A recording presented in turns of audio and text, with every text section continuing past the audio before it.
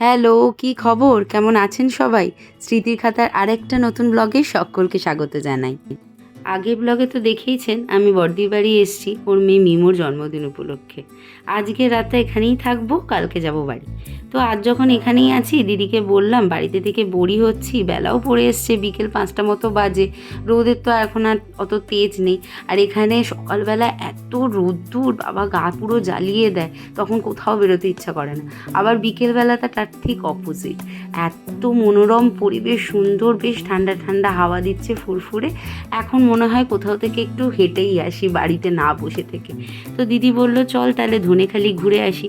ধনেখালির নাম তো আপনারা প্রায় সকলেই শুনেছেন, যেখানে তাঁত বিখ্যাত সেখানেই যাব। কত বছর হয়ে গেল ওই দিকটায় যাওয়া হয় না, এক সপ্তাহ না গেলেই সব জায়গার কত পরিবর্তন হয়ে যায়, আর আমি তো প্রায় 6-7 বছর যাইনি। চলুন তাহলে বেশি কথা না বাড়িয়ে একটু ঘুরে আসি। আর এর সাথে সাথে খুব জাগ্রত 2 কালীমার মন্দিরও পড়বে রাস্তায়, আমিও দর্শন করব, আপনাদেরও সাথে নেব। চলুন আর কথা বাড়ালাম না, এবার বেরিয়ে পড়ি, অনেকটা বিকেল হলো। এখন বাজে 5টা 5, আবার একটু সাজুগুজু করে বেরিয়ে পড়ব। এই ধারে কাছেই যাচ্ছি, ধনেখালিতে যাচ্ছি একটু আমরা সবাই 4 জন মিলে। এই যে সামনে একটু ঘুরতে যাচ্ছি। এখন খেয়ে দিয়ে উঠতে উঠতেই আমাদের 3টে বেজে গেছিলো আর কি, গল্প করতে করতে। তো বহুদিন আগে দেখেছিলাম ওই জায়গাগুলো, আজকে আবার তাই জন্য দেখবো বলেই দিদিকে জোর করে নিয়ে বেরোনো। তো যাই, তোমাদেরও সাথে নেবো। ধনেখালি যাওয়ার রাস্তাতেই পড়ে কেশবপুরের এই মন্দির। এখানে মায়ের কাঠামোটিই পুজো হয় সারা বছর। কালী পুজোর সময় কালী মূর্তিটি এখানেই করা হয়। কাঠামোটি দেখলেই বুঝতে পারবেন যে কালী মূর্তিটি ঠিক কতটা বড় হয়, তাই এখানেই কালী মূর্তিটি করা হয়। খুব জাগ্রত এই কালী মা। যাওয়ার পথে টোটো দাদাকে একটু থামতে বললাম, না দেখে গেলে মনটা খুব খচখচ করতো। এখানে কেশবপুরে কালী পুজোর সময় ধুমধাম করে পুজো হয়। এই বছর যদি কালী পুজোয় আসতে পারি তাহলে তোমাদের দেখাতে পারবো, জানি না কিন্তু এখন মানে তখন কি হবে তা তো জানি না। তবে এখন আমার এই যে দেখার সুযোগটা হয়ে গেল, এটাই অনেক। আমি মনে মনে করছিলাম পরে বামেশ্বরী মন্দিরেও যাবো, এখানকার তো খুব জাগ্রত ঠাকুর, জাগ্রত কালীমা। তো কেশবপুরের ঠাকুর কালীমা দেখানোর সৌভাগ্যটা হলো, আমিও রেখে দিলাম আমার সাথে দেখানোর।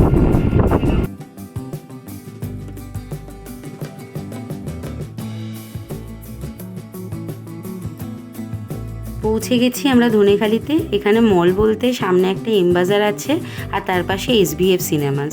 দিদির বাড়ি এখানে ভালো সিনেমা হল বলতে এই একটি, পাশে একটা গয়নার দোকান আছে। চলুন একবার ভেতরে ঢুকি, মেয়ে বলে কথা, গয়নার প্রতি টান তো একটু থাকবেই বলুন। বাহ, বেশ সুন্দর কালেকশন রয়েছে। তবে সোনার নয় কিন্তু এই দোকানটা, এটা আর্টিফিশিয়াল জুয়েলারির দোকান। আর্টিফিশিয়াল জুয়েলারি বিক্রি হচ্ছে। সোনার যা দাম হয়েছে আজকের বাজারে, এখন সবার পক্ষে তো অ্যাফোর্ড করা সম্ভব হয় না বলুন। গয়নাগুলো দেখে এত ভালো লাগছে, আমি প্রথমে সিটি গোল্ড ভেবেই ভুল করেছিলাম, কিন্তু এটা সিটি গোল্ড নয়। সোনা পাশে রাখলে দুটোর কালার কিন্তু তফাৎ করা যাচ্ছে না। আমি আমার হাতের নোয়াটা আর এখানের একটা আর্টিফিশিয়াল গোল্ডেন নোয়া আমি পরেছিলাম, সত্যিই তফাৎ করা যাচ্ছে না। বিভিন্ন ধরনের কালেকশন আছে, শুধু গোল্ডেন কালেকশন না, সিলভার, স্টোন, সব রকমের কালেকশন আছে।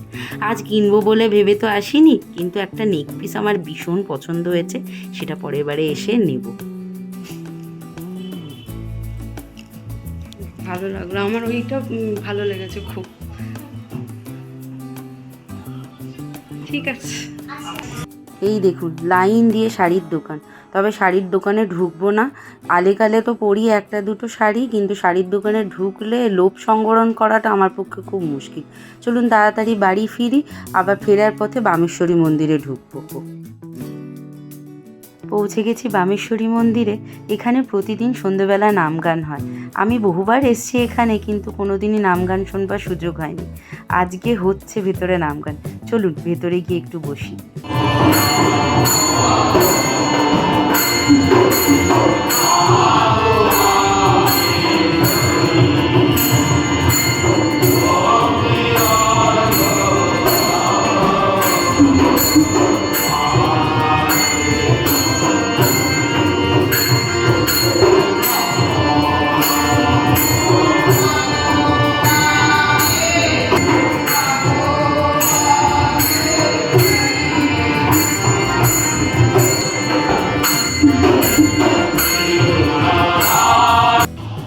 মন্দিরের ভেতরে বসে অনেকক্ষণ নাম সংকীর্তন শুনলাম।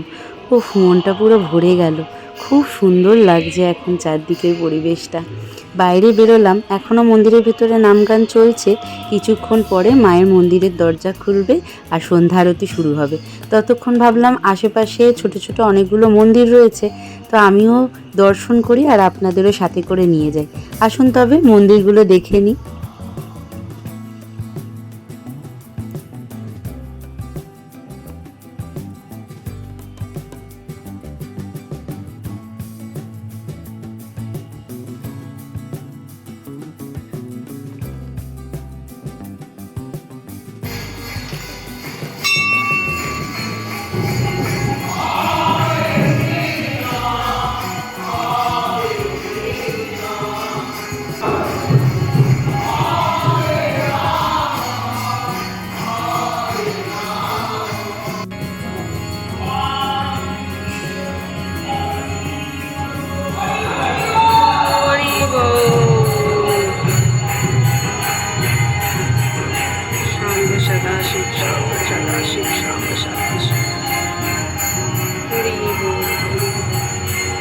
এখন ঘড়িতে ওই 8টা মতো বাজে।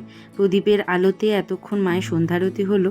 ঢাক ঢোল কাঁসরের আওয়াজে সে একটা আলাদা রকমেরই পরিবেশ। এই সময় তো ভিডিও করা নিষিদ্ধ ছিল। অবশ্য এই সময়টা এতটাই অন্যরকম পরিবেশ ছিল, ভিডিও করার কথা মাথাতেও আসেনি।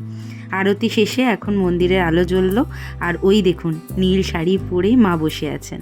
কবে আবার আসতে পারবো ঠিক নেই, তাই মাকে একটু ক্যামেরাবন্দি করে রেখে দিলাম আমার এই স্মৃতির খাতাতে। অনেকটা দেরি হয়ে গেল, বেশ রাত হয়েছে। আবার মিমোর কেক কাটিংটাও তো বাকি আছে, বাড়ি পৌঁছলে তারপর সেটা আবার শুরু হবে। কিন্তু দিদির বাড়ি এসছি, সাথে করে একটু মিষ্টি নিয়ে যাব না বলুন? এখানকার মিষ্টির স্বাদই আলাদা। আর কেউ না হোক, আমার বাবা তো মিষ্টি খাবার প্রতীক্ষায় বসেই আছে, তাই একটু মিষ্টি নিয়ে নেব।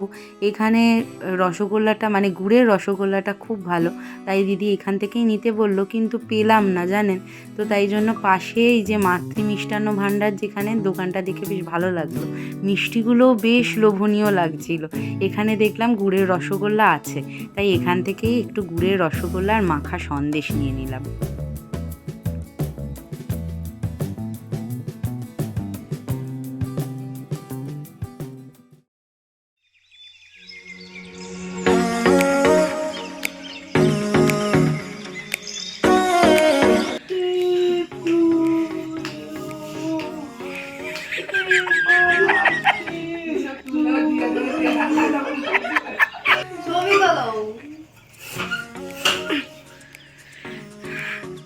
না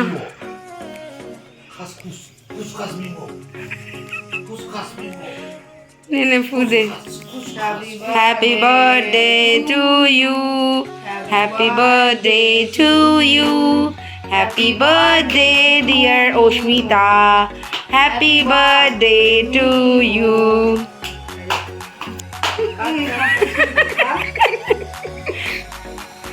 Happy birthday to you, happy birthday to you, happy birthday to dear Mimo, happy birthday to you.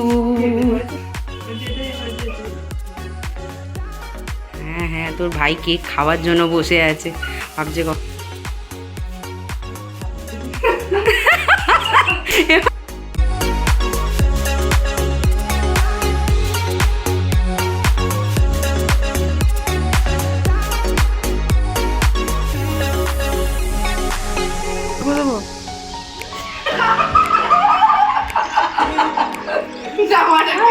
ঠিক আছে। এটা হচ্ছে আমার তরফ থেকে ভালো করে যাতে ভালো চাকরি পাও। ভালো লেগেছে? হ্যাঁ। মিমোরানি আজকে বেজায় খুশি, এখন নতুন হেডফোনটা নিয়ে চলবে কিছুক্ষণ। আজকের মতো ব্লগটা আমি এখানেই শেষ করছি। আমার ব্লগগুলো যদি ভালো লেগে থাকে তাহলে একটা লাইক করে দেবেন, আর আমার চ্যানেল স্মৃতির খাতাকে সাবস্ক্রাইব করে আমার পাশে থাকবেন। সবাই ভালো থাকবেন, সুস্থ থাকবেন। খুব তাড়াতাড়ি দেখা হচ্ছে পরের একটা ব্লগে। Till then, tata, bye bye. ইনি খাওয়ার জন্য বসে আছে। নে শান্তি, শান্তি। বাপ রে বাপ, কে বলবে এই লোকটা বিরিয়ানি খেয়ে আবার কেক খাচ্ছে।